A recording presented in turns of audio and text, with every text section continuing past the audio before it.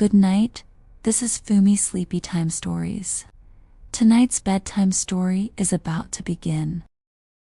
Though told as a fairy tale, this story walks a darker path, where blood may spill and shadows linger. Gentle reader, tread carefully. In a certain village there lived a husband and wife, lived happily, lovingly, peaceably.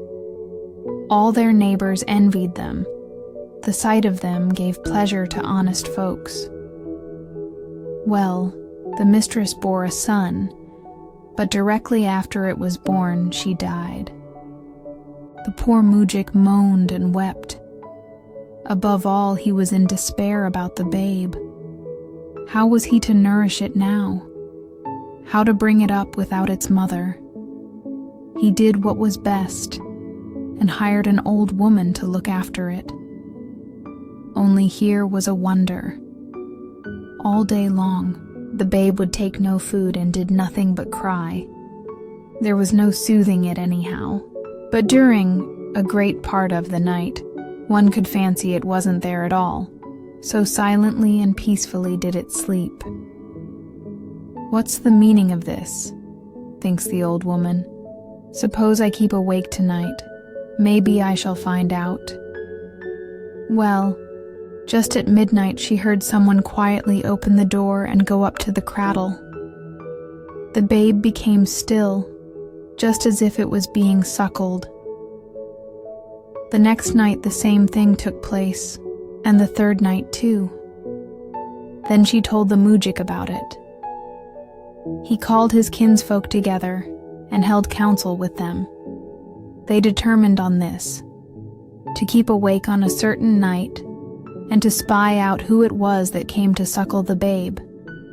So at eventide they all lay down on the floor, and beside them they set a lighted taper hidden in an earthen pot. At midnight, the cottage door opened. Someone stepped up to the cradle. The babe became still. At that moment, one of the kinsfolk suddenly brought out the light. They looked and saw the dead mother, in the very same clothes in which she had been buried, on her knees beside the cradle, over which she bent as she suckled the babe at her dead breast. The moment the light shone in the cottage, she stood up, gazed sadly on her little one, and then went out of the room without a sound, not saying a word to anyone.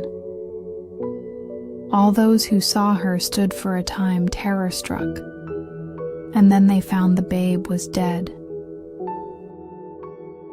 The second story, The Slaughter Game of the Children. Though told as a fairy tale, this story walks a darker path, where blood may spill and shadows linger. Gentle reader, tread carefully. In a town called Franeker, located in West Friesland, it happened that young children, 5 and 6 years old, girls and boys, were playing together. They appointed a little boy to be the butcher, another boy to be the cook, and a third boy to be a sow. One little girl, they appointed, was to be the cook, and yet another to be the assistant cook.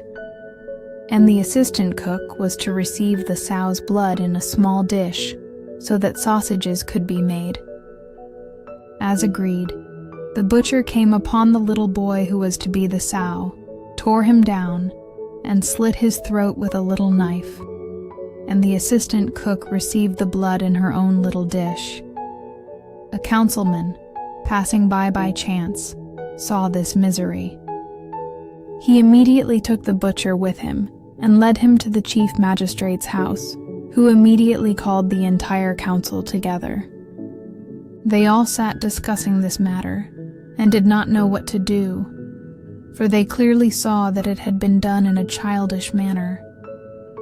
One of them, a wise old man, advised that the chief magistrate should take a beautiful red apple in one hand and a Rhenish guilder in the other, Call the child to him, and immediately stretch out both hands towards it.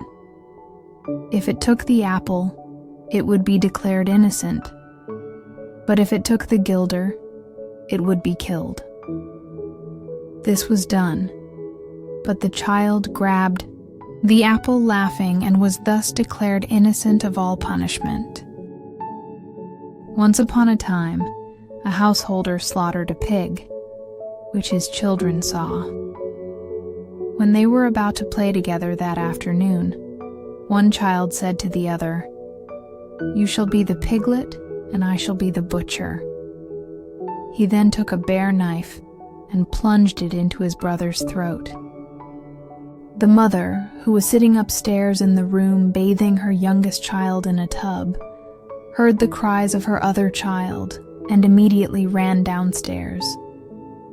When she saw what had happened, she pulled the knife from the child's throat and, in anger, plunged it into the heart of the other child, who had been the butcher. She then ran into the room to see what her child was doing in the tub, but it had drowned in the bath. Therefore, the woman became so afraid that she fell into despair and would not be comforted by her servants, but hanged herself. The man came from the field, and when he saw all this, he was so sad that he died shortly afterwards. The end.